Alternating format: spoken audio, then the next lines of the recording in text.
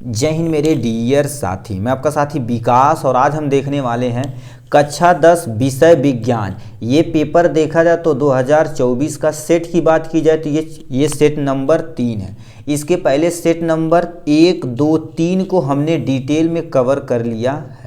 ठीक है, step by step सबको सॉल्व कर लिया है। आज हमारी बारी इसकी सेट नंबर 4 के सारे सेट को हम क्या करेंगे, इसी तरह से सॉल्व करके आपको प्रोवाइड करा देंगे। ठीक है, एकदम इजी से इजी तरीके से। ठीक है, तो इसमें क्या चीज़ हमें देखने वाले हैं, इसमें हम देखिए बहुविकल्पी प्रश्न पत्र और इसमें जितने भी तुम्हारे पास क्वेश्चन आए हुए हैं यानी लास्ट तक हम क्या कर देंगे, जितना भी एक एक नंबर का रहेगा, किसी भी नंबर का रहेगा, सबको हम क्या कर देंगे, इसमें आपको प्रोवाइड करा देंगे।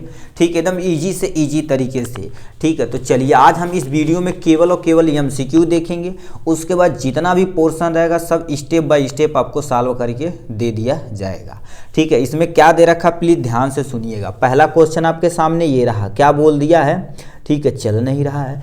किसी अवतल दर्पण पर आपतित किरण दर्पण से परावर्तन के उपरांत यानी बाद अपने ही मार्ग पर वापस आ जाती है। यह किरण अक्ष का परिच्छेदन करती है। अब वो वस्तु को कहाँ पर रखा जाए और किस पोजीशन से क्या हो जाती है, आती है। फोकस पर से आती है या फोकस और ध्रुव के मध्य आती है, वक्रता केंद्र से आती है या अनंत पर आती है। कहाँ से आती है इसको आपको एक्सप्लेन करना पड़ेगा। आपको बता देते हैं, आपके सामने देखिए क्या चीज़ हो रहा है। सबसे पहले कहा एक अवतल दर्पण, ये आपके सामने चल नहीं रहा भाई। ठीक है, ये आपके सामने हमने क्या कर दिया, एक अवतल दर्पण बना दिया। पीछे से हमने क्या कर दिया, अच्छे तरीके से लेप लगा दिया। उसके बाद ये वाली जो लाइन जाती है इसे हम क्या बोलते हैं, मुख्य अक्ष। यहाँ पर जो पॉइंट लिखा जाता है उसे हम एफ यानी फोकस बोलते हैं। ये आपके सामने वक्रता केंद्र होती है। 4 रूल बताते हैं, चारों रूल में से जो भी रूल फॉलो करेगा उसको आपको, हमारे पास देखिए अवतल दर्पण के लिए 4 सूत्र हो यानी 4 रूल होते हैं। पहला रूल क्या होता है, जब भी कोई प्रकाश की किरण, ये मुख्य अक्ष है, इसे क्या बोलते हैं, पी ध्रुव बोलते हैं। जब भी कोई प्रकाश की किरण मुख्य अक्ष के समांतर जाती है तो परावर्तन के पश्चात हमेशा हमेशा फोकस से जाती है। ठीक है, फोकस से जाती है, रूल नंबर पहला। रूल नंबर दूसरा क्या कहते हैं, यदि मान लेते हैं आपके सामने अवतल दर्पण दे दिया जाएगा। ठीक है, ये मान लेते हैं एफ है और ये हमारे पास सी है। ठीक, सी है। रूल नंबर दूसरा क्या कहलाता है, जब भी कोई प्रकाश की किरण फोकस से जाती है, देखिए ऐसे फोकस से जाएगी ना तो परावर्तन के पश्चात मुख्य अक्ष के क्या हो जाएगी, समांतर हो जाती है। ये रूल नंबर दूसरा। रूल नंबर तीसरा क्या कहता है, आप ध्यान से सुनिएगा। ये आपके सामने एक अवतल दर्पण है, क्या होगा, ये आपके सामने एक अवतल दर्पण है। ठीक है, अब इसमें क्या होता है, एक हमने क्या कर दिया, ऐसे मुख्य अक्ष ले लिया, ये आपके पास ध्रुव हो जाएगा, ये आपके पास फोकस हो जाएगा, ये आपके पास यानी वक्रता केंद्र हो जाएगी। दूसरा रूल क्या कहता है, जब भी कोई प्रकाश की किरण वक्रता से जाती है यानी वक्रता केंद्र से जाती है तो जिस एंगल पे जाती है उसी पे क्या हो जाती है, अपने मार्ग पर क्या हो जाती है, वापस चली जाती है। ये रूल नंबर तीसरा हो जाएगा। रूल नंबर चौथा क्या कहलाता है, देखिए रूल नंबर चौथा क्या कहलाता है, सब रूल आप समझ लीजिए। उसके बाद जो भी रहेगा यहाँ से, ये P बिंदु है, ये F बिंदु है, ये आपके सामने C बिंदु है। जब भी कोई प्रकाश की किरण वक्रता केंद्र से, ठीक है, वक्रता केंद्र से नहीं मतलब ध्रुव से जाती तो जिस एंगल पे जाती उसी एंगल पे वापस चली जाती है। ये 4 रूल होता है। तो वो कह दिया है अपने ही मार्ग पर, देखिए वापस चली जाती है। तो वापस किससे जा रही है, यदि वक्रता केंद्र पर रखी गई है तो इसका ऑप्शन कुछ दिए रखा है। पहला दे रखा फोकस पे, दूसरा फोकस और ध्रुव के मध्य में, या तुम्हारे पास वक्रता केंद्र पर, यानी कहाँ लिखा गया है, वक्रता केंद्र पर। तो यानी सी वाला option is the correct option हो जाएगा। ठीक है, नेक्स्ट क्वेश्चन पे चलते हैं। कह दिया है एक लेंस वस्तु की स्थिति विशेष के लिए आभासी, सीधा एवं आवर्धित प्रतिबिंब, आवर्धित मतलब बड़ा करके प्रतिबिंब बनाता है, वह लेंस कहलाता है। अवतल लेंस या उत्तल लेंस या समतल अवतल, इनमें से कोई नहीं। अब देखिए हम आपको तीनों लेंस दिखाते हैं। 2 आपके पास टोटल लेंस होता है। ठीक है, ये कौन सा लेंस है भाई, ठीक है, ये छोटा करके दिखा रहा है, ये आपके सामने अवतल है। ठीक है, उत्तल कहाँ चला गया भाई, उत्तल कहीं रखा गया। ठीक है, इसका सामने तुम्हारे पास देखिए, अब हम चलो दिखा देते हैं, आप ऐसे अनुमान लगा सकते हैं। ये देखा जाए तो वस्तु को देखो छोटा करके दिखाई दे रहा है, एक्चुअल में देखा जाए वस्तु को छोटा करके दिखा रहा है। उत्तल होता वस्तु को क्या कर देता, बड़ा करके दिखाई देता। तो यानी कि इस पे मार देंगे, आपका ये जो ऑप्शन रहेगा उत्तल वाला क्या हो जाएगा, इज द करेक्ट ऑप्शन, यानी दूसरे का बी वाला इज द करेक्ट ऑप्शन हो जाएगा। नेक्स्ट में क्या लिख रखा है, third number question. Third number क्या क्वेश्चन पूछा, नेत्र लेंस की फोकस दूरी में परिवर्तन किया जाता है पुतली द्वारा या दृष्टि पटल द्वारा या तुम्हारे पास लिखा परितारिका द्वारा या पचाभी मांसपेशियों द्वारा। अब देखिए आपको यहीं पर हम क्या कर देते हैं, एक डायग्राम बनाते हैं, ठीक, आँख का आपके सामने, ये आँख का हम फोकस दूरी को चेंज कर सकते हैं। ये आपके पास हो गया, ये आपके पास क्या हो गया, लेंस हो गया। ये लेंस को पकड़ने वाली मांसपेशियां ही क्या करेंगी, अब बताओ, मांसपेशियां यदि खींच देंगी तो इसकी फोकस दूरी क्या हो जाएगी, घट बढ़ा सकते हैं हम। इसी मांसपेशियां के कहते हैं मांसपेशियां शिथिल हो गई हैं, ठीक है, तो उन्हें मोतियाबिंद का शिकार हो जाता है। तो ये तुम्हारे पास एक्चुअल में ये तुम्हारे पास क्या हो गया, लेंस हो गया। और इस वाले को क्या बोलते हैं, हमारी पश्चमाभी मांसपेशियां बोलते हैं। क्या बोलते हैं, पश्चमाभी मांसपेशियां बोला जाता है, ठीक है। तो ये मांसपेशियां खींच के इधर उधर क्या कर देती है, लेंस को मेंटेन करती हैं, ठीक है। तो इसमें क्या करेंगे, टिक मारेंगे, जो भी ऑप्शन रहेगा, ठीक, मांसपेशियां लिखा तुम्हारे पास पश्चमाभी, ठीक है, देखिए लिखा है पश्चमाभी मांसपेशियों द्वारा, तो इसका क्या हो जाएगा, डी वाला option is the correct option हो जाएगा। थोड़ा सा जूम कर देते हैं इसको, जिससे हमको आपको और विजिबल हो सके आराम से। नेक्स्ट में चौथा नंबर क्वेश्चन क्या पूछ दिया, ध्यान से सुनिए। स्वच्छ आकाश के नीले रंग के लिए उत्तरदायी प्रकाशीय घटना होती है। जो आकाश होता स्वच्छ नीले कलर का दिखाई देता प्रकाश के प्रकीर्णन के कारण। किसके कारण, प्रकाश के प्रकीर्णन के कारण। पहला दे रखा अपवर्तन। अपवर्तन क्या होता है, जब भी कोई प्रकाश एक माध्यम से दूसरे माध्यम में जाती तो कुछ एंगल पर मुड़ जाती, तो उसे प्रकाश का अपवर्तन बोलते हैं। प्रकाश का प्रकीर्णन के कारण ही नीला रंग दिखाई देता, तो प्रकाश के प्रकीर्णन पे आप टिक मार देंगे। विवर्तन, ठीक है, जो आपके सिलेबस में ही नहीं पढ़ना पड़ेगा। परावर्तन क्या होता है, जब भी कोई प्रकाश किसी शाइनी सरफेस पे पड़ती है तो टक्कर मार के जिस एंगल पे आती उसी एंगल पे वापस चली जाती, उसको प्रकाश का परावर्तन कहते हैं। तो यानी नीला रंग दिखाई देता प्रकाश के प्रकीर्णन के कारण। इंद्रधनुष का बनना प्रकाश के प्रकीर्णन के कारण, ठीक है। यही अब बोल देगा ना, जब हमारे सूर्य डूबता है तो लाल कलर के दिखाई देता, तब भी आपको प्रकाश के प्रकीर्णन के कारण। ये सब आपको क्या करना पड़ेगा, यानी तारों का टिमटिमाना प्रकाश के प्रकीर्णन के कारण ही होता है, ठीक है। उसमें बहुत सारी घटनाएं होती हैं, ठीक है। तो ये तुम्हारे पास क्या हो जाएगा, चौथे का बी वाला option is the correct option हो जाएगा। नेक्स्ट में क्या दे रखा, प्लीज ध्यान से सुनिए। 5वां नंबर क्वेश्चन, किसी विद्युत बल्ब पर 440 वाट, वाट मतलब क्या होगा, पावर की यूनिट दे रखा, 220 वोल्ट अंकित है। बल्ब फिलामेंट का प्रतिरोध आर की तुम्हें वैल्यू की निकालनी है। 100 ओम होगा, 225 ओम होगा, 115 या 110 ओम होगा, कितना आपको बताना पड़ेगा। अब ध्यान से सुनिएगा, इसे सोल्यूशन कैसे आपको सॉल्व करना है, ठीक है। आपके जो जो वैल्यू दिया उससे हम क्या कर देते हैं, यहाँ पर रखते हैं। देखिए आपके सामने P दे रखा, P इक्वल टू दे रखा 440 वाट दे रखा, आपकी वाट लगा देंगे, ठीक है। ये आपके सामने हो गया 440 वाट, या वोल्ट, यानी V बराबर देखा जाए तो 220 वोल्ट हो जाएगा। क्या हो जाएगा, 220 वोल्ट हो जाएगा। प्रतिरोध R की वैल्यू तुम्हें क्या करनी है, निकालनी, यही हमें दे रखा है।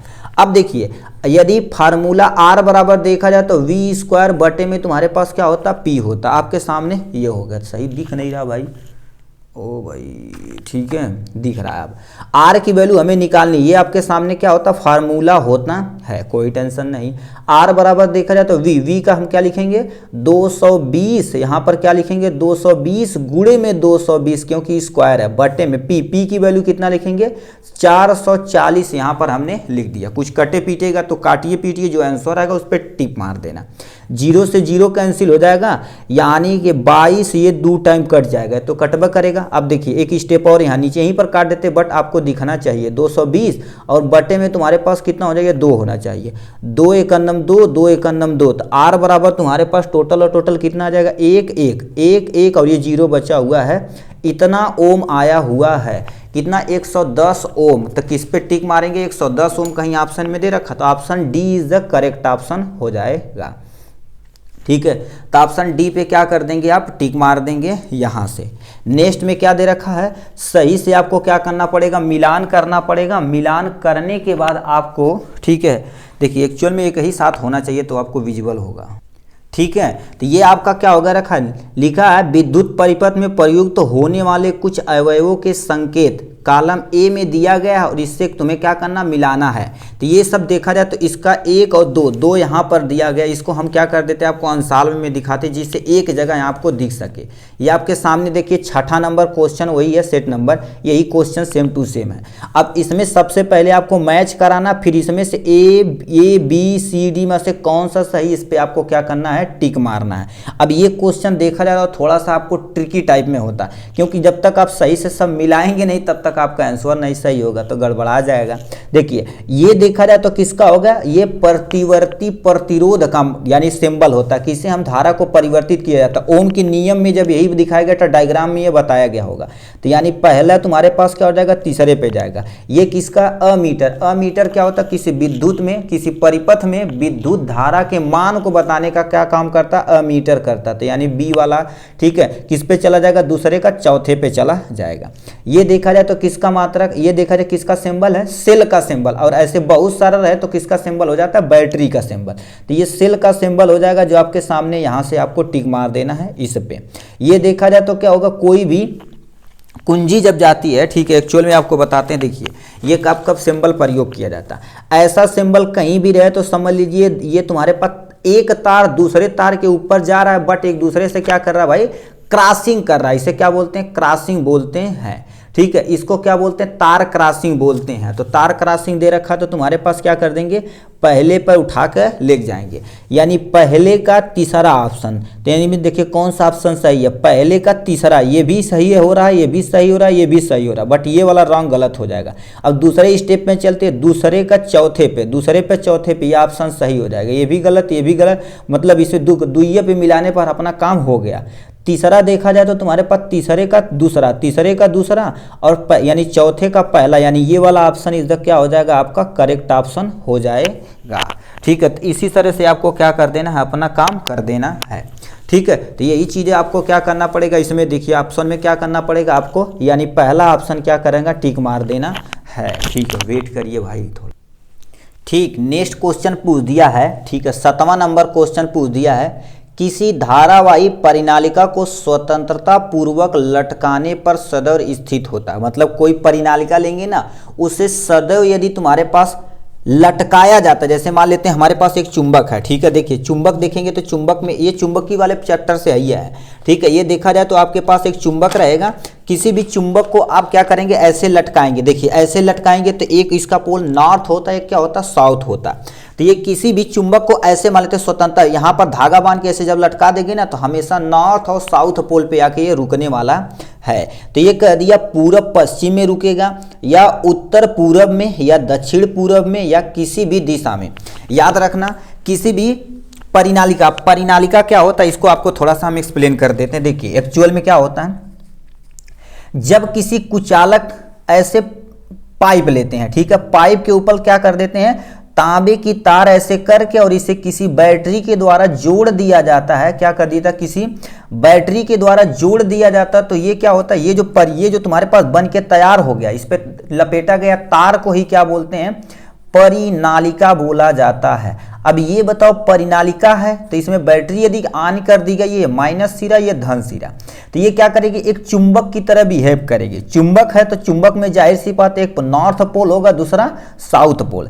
तो ये हमेशा हमेशा क्या करेगी, इस दिशा में आके ऐसे क्या करेगी, रुकेगी, ऐसे रुकेगी। ये वाला नॉर्थ पोल होगा, ये आपका साउथ पोल।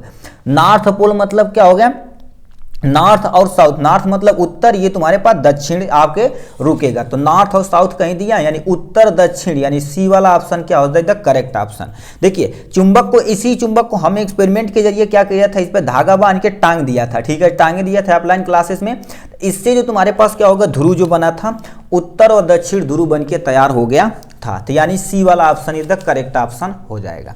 नेक्स्ट में क्या लिख रखा है, ठीक है, नेक्स्ट क्वेश्चन क्या पूछ दिया, ध्यान से 8वां नंबर क्या दिया। अब ये तुम्हारे पास ये वाला यानी बायो तुम्हारे सॉरी क्या बोलते हैं जी, यानी फिजिक्स आपका खत्म हो गया। यहाँ से अब तुम्हारे पास क्या होगा, ठीक है, टोटल और टोटल देखा जाए तो केमिस्ट्री है ये। अब इधर क्योंकि इसमें सॉल्यूशन के साथ हमें बताना, इसमें आपको पढ़ते ही आपके माइंड में मोस्ट ऑफ द क्वेश्चन आपके माइंड में पुटअप हो जाता है। 8वां नंबर क्वेश्चन क्या पूछ दिया, निम्नलिखित में से कौन सा धातु कमरे के ताप पर ठोस अवस्था में नहीं पाई जाती। देखिए धातु एक तुम्हें पढ़ाया गया था, धातु मोस्ट ऑफ द धातु कमरे के ताप पे ठोस अवस्था में होती है। जो एक मरकरी होता है, क्या होता है, मरकरी, मरकरी को यानी पारा जिसे बोलते हैं, जो हमारे बुखार नापने में काम आता है। यही एक ऐसा धातु है जो कमरे के ताप में द्रव अवस्था में पाया जाता है। किस अवस्था में, द्रव अवस्था में। तो इसमें करिए ठोस अवस्था में नहीं पाया जाता है।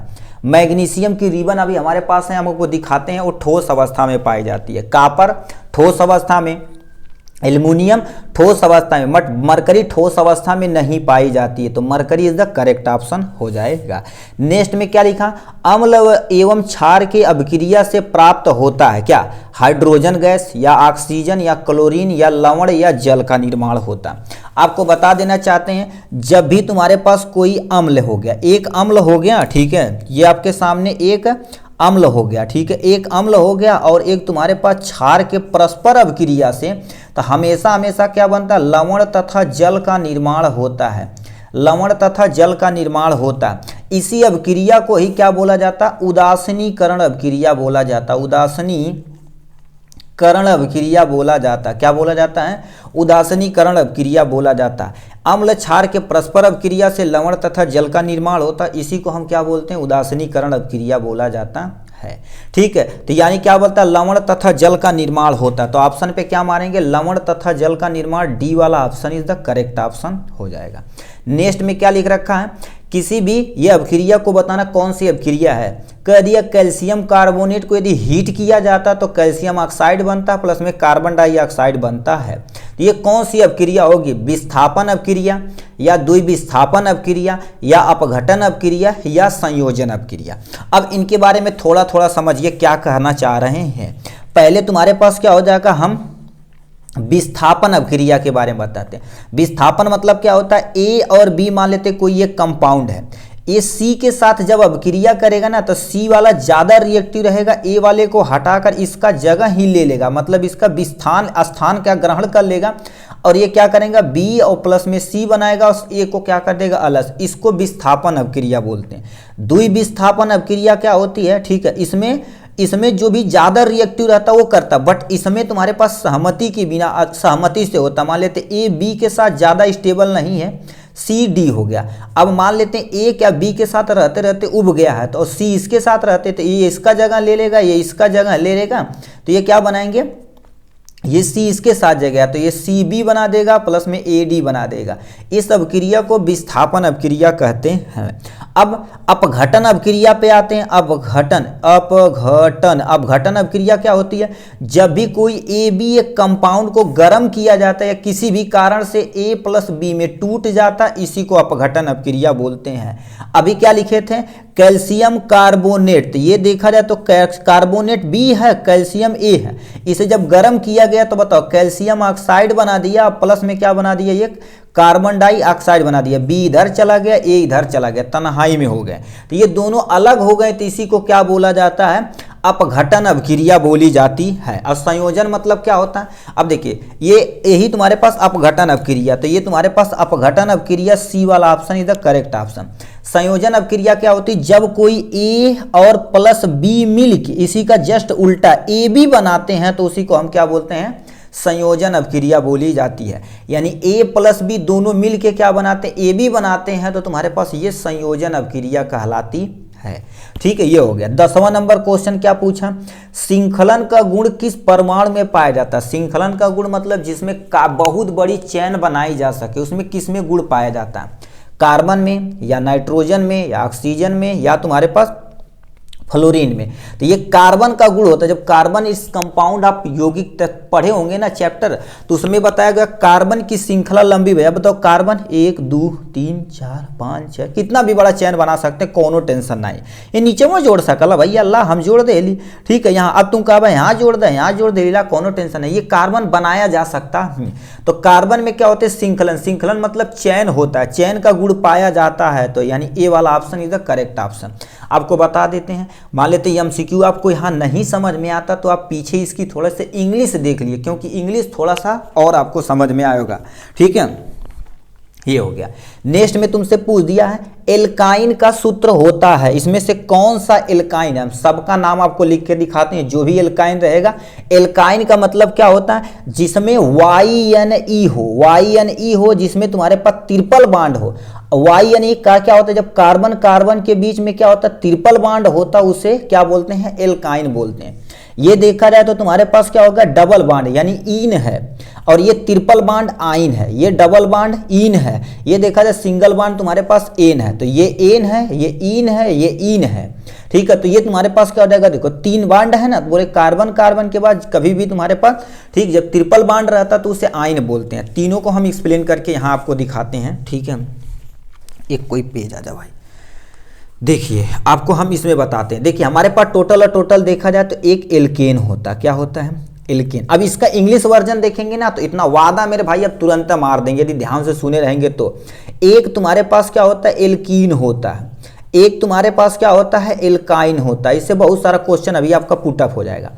ANE कहा होता है, जब कार्बन कार्बन के बीच में सिंगल बॉन्ड होता है तो एन होता है, ठीक है।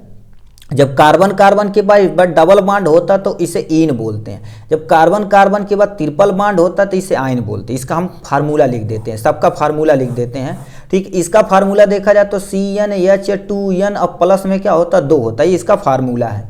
CnH2 केवल n होता है, ये इसका फार्मूला है। इसका फार्मूला क्या होता है, CnH2n और माइनस में क्या हो जाएगा, 2 हो जाएगा, इसका ये फार्मूला है।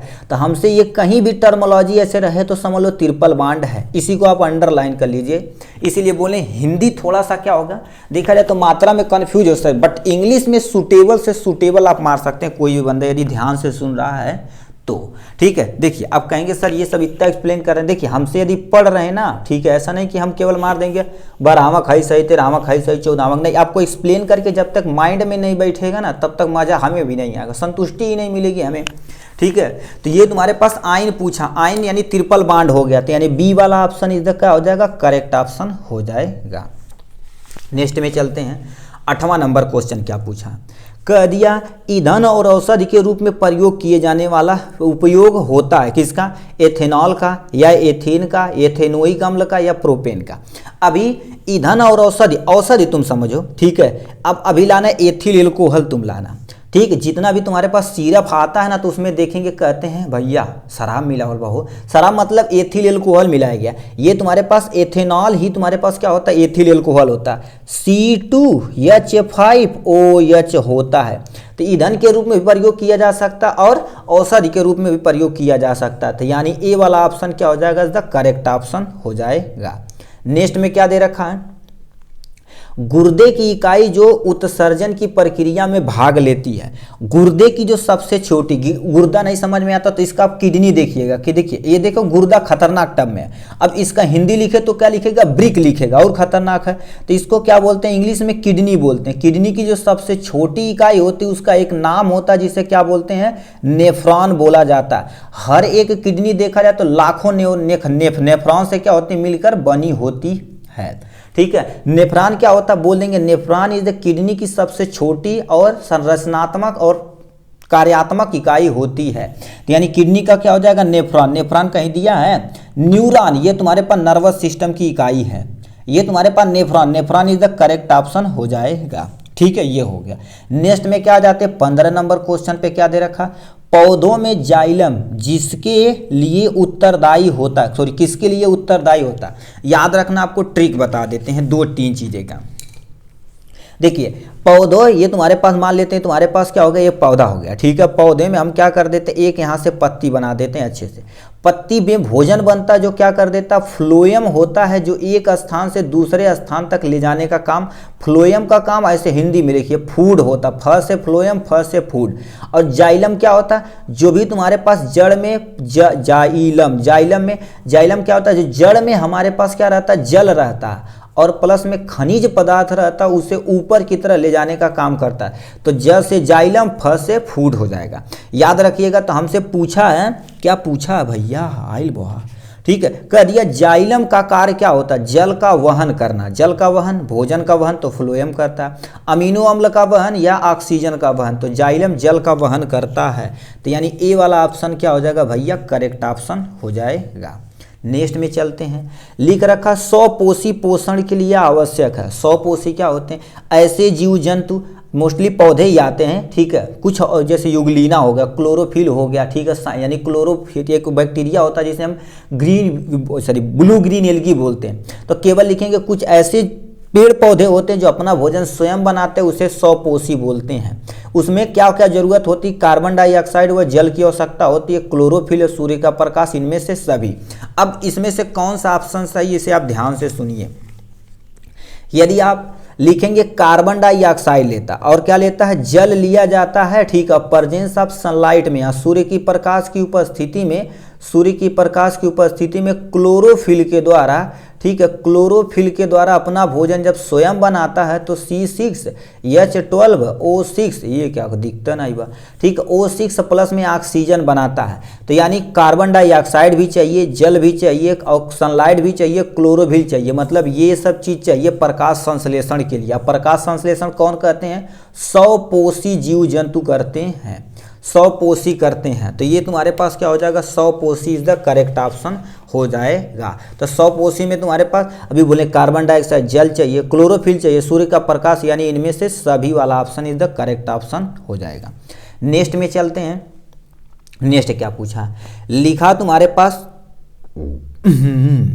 ठीक है, कह दिया तुम्हारे पास क्या दिया? 17 नंबर, ऑक्सीजन की उपस्थिति में पाइरुवेट का ऑक्सीकरण कोशिका के किस भाग में होता है? कोशिका द्रव में या केंद्रक में या माइटोकांड्रिया में या अंतःप्रदित जालिका में? आपको बता देते हैं, देखिए हमारे शरीर के अंदर जब ग्लूकोज जाता है, क्या कर देता है? देखिए ग्लूकोज जब जाता है तो एक स्टेप होता है जिसे हम ग्लाइकोलाइसिस बोलते हैं। क्या बोलते हैं? ग्लाइकोलाइसिस बोलते हैं। ग्लाइकोलाइसिस से क्या बनता? पाइरुवेट बनता। ये पाइरुवेट हमारे ये देखा जाए तो साइटोप्लाज्म यानी कोशिका द्रव के अंदर होता। क्या होता? कोशिका द्रव के अंदर होता। ये पाइरुवेट हमारे माइटोकांड्रिया के